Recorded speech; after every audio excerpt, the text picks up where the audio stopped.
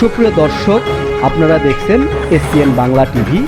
দেখুন ও সাবস্ক্রাইব করুন SPN Bangla TV, দেশ ও মানুষের কথা বলে। তুই নিখিলের স্বামী আল্লাহ দয়াময়, হযরত কহে উদারত কণ্ঠে প্রভু গো তোমার জয়। আরাফাতের মাঠ মুক্ত গগন, লক্ষ মানুষ শুনে সেই বচন, ইসলামে অটল রয়। আজও আমরা রাসূলের শানে বলবো, ইসলামের হবে জয়, ইসলামের হবে জয়, ইসলামের হবে জয়। ঠিক কিনা ভাই? প্রিয় সংগ্রামী সাথী ও বন্ধুরা, প্রথমেই মাননীয় প্রধানমন্ত্রীকে ধন্যবাদ জানাই। আহলে সুন্নাত ওয়াল জামাতের পীর মাশায়েখদেরকে সোহরাওয়ার্দী উদ্যানে তাদের মনের কথা বলার সুযোগ দিয়েছেন। ঠিক কিনা? দীর্ঘ 17 বছর আমরা অনেকবার চেষ্টা করেছি সোহরাওয়ার্দী উদ্যানে আমাদের কথা বলার জন্য, আমাদেরকে অনুমতি দেওয়া হয় না। ঠিক কিনা ভাই? অথচ বিভিন্ন জঙ্গিরা এসেছে এই সোহরাওয়ার্দী উদ্যানে, আহলে সুন্নাত ওয়াল জামাত আসতে পারে নাই।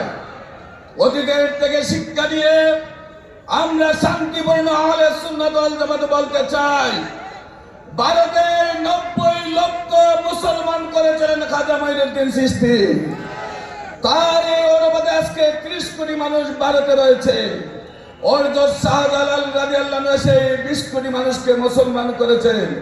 ওলিয়া উলিয়াদের বিকল্প নাই, বিকল্প নাই। ঠিক কিনা ভাই?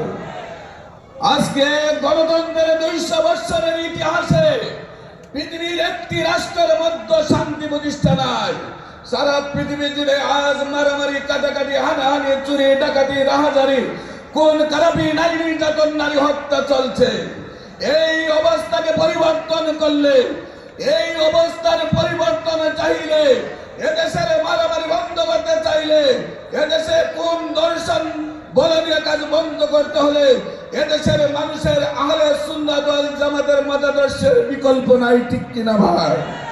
সুবিবাদের বিকল্প নাই। এই দেশকে শান্তি প্রতিষ্ঠা করার জন্য যেমনি ভাবে রক্ত দিয়ে গেছেন, সেই রফিক, আলিম, লিয়াকত, হামিদুল্লাহ খান বাবু, টিপু, জিতু সহ আমাদের নুরুল ইসলাম পারিকে এবং আমাদের হাফেজ রইসুদ্দিন, আমরা সেইভাবে রাজপথে রক্ত দিব, এদেশে ইসলাম কায়েম করে ছাড়বো। ঠিক কিনা ভাই?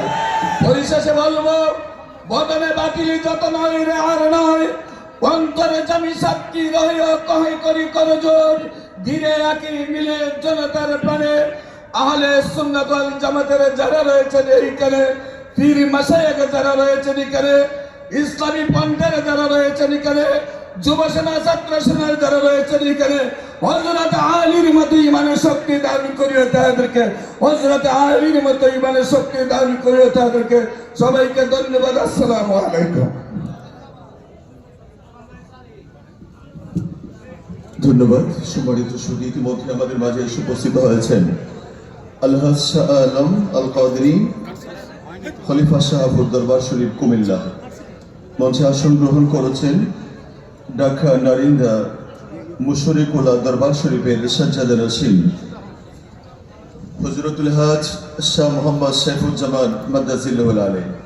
মঞ্চে আসন গ্রহণ করেছেন নিসপানুয়া দরবার শরীফের সাহেবজাদা সৈয়দ বদরুদ্দুজা জুনায়েদ। মঞ্চে আসন গ্রহণ করেছেন চট্টগ্রাম দরবারে বেতাগী আস্তানা শরীফের সম্মানিত সাজ্জাদা নসীম, পীর তরিকত হযরতুল আল্লামা গোলামুর রহমান আশরাফ শাহ, চট্টগ্রাম।